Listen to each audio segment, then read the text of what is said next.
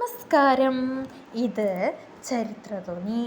അടുത്തതായി നമ്മൾ പോകുന്നത് ഡൽഹി സുൽത്താനേറ്റിൻ്റെ അന്ത്യത്തിലേക്കും ഇന്ത്യയുടെ ചരിത്രം തന്നെ മാറ്റിമറിച്ച ഒരു വലിയ യുദ്ധത്തിലേക്കുമാണ്.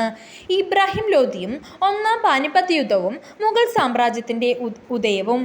ഡൽഹി സുൽത്താനേറ്റിൻ്റെ അവസാനത്തെ ഭരണാധികാരിയായിരുന്നു ഇബ്രാഹിം ലോധി. വളരെ കർശനക്കാരനും തൻ്റെ പ്രഭുക്കന്മാരോട് പോലും ദയയില്ലാത്തവനുമായിരുന്നു അദ്ദേഹം. സ്വന്തം കൊട്ടാരത്തിലുള്ളവർക്ക് പോലും സുൽത്താനോട് വല്ലാത്ത പേടിയും ദേഷ്യവുമായിരുന്നു. ഈ പക മൂത്താണ് അദ്ദേഹത്തിൻ്റെ തന്നെ ബന്ധുവായ ദൗലത് ഖാൻ ലോധി കബൂൾ ഭരിച്ച ബാബറിനെ ഇന്ത്യയിലേക്ക് ക്ഷണിക്കുന്നത്. ഇബ്രാഹിം ലോധിയെ ഒന്ന് പാഠം എന്നതായിരുന്നു അവരുടെ ലക്ഷ്യം. അങ്ങനെ 1526 ഹരിയാനയിലെ പാനിപ്പത്ത് എന്ന സ്ഥലത്ത് വെച്ച് ചരിത്രപ്രസിദ്ധമായ ആ യുദ്ധം നടക്കുന്നു. 100,000-ഓളം വരുന്ന വലിയ സൈന്യവും 100 കണക്കിന് ആനകളുമായിട്ടാണ് ഇബ്രാഹിം ലോധി യുദ്ധത്തിന് വന്നത്. എന്നാൽ ബാബറുടെ പക്കം വെറും 12,000 സൈനികർ മാത്രമേ ഉണ്ടായിരുന്നുള്ളൂ. പക്ഷെ ബാബറുടെ കയ്യിൽ ഇന്ത്യ ഇതുവരെ കാണാത്ത ഒരു രഹസ്യ ആയുധമായിരുന്നു ഉണ്ടായിരുന്നു. അതായിരുന്നു പീരങ്കികൾ. പീരങ്കികളുടെ ഉഗ്രശബ്ദം കേട്ട് ലോധിയുടെ ആനകൾ വിരണ്ടോടി. അവ സ്വന്തം സൈനികരെ തന്നെ ചവിട്ടിമെതിച്ചു.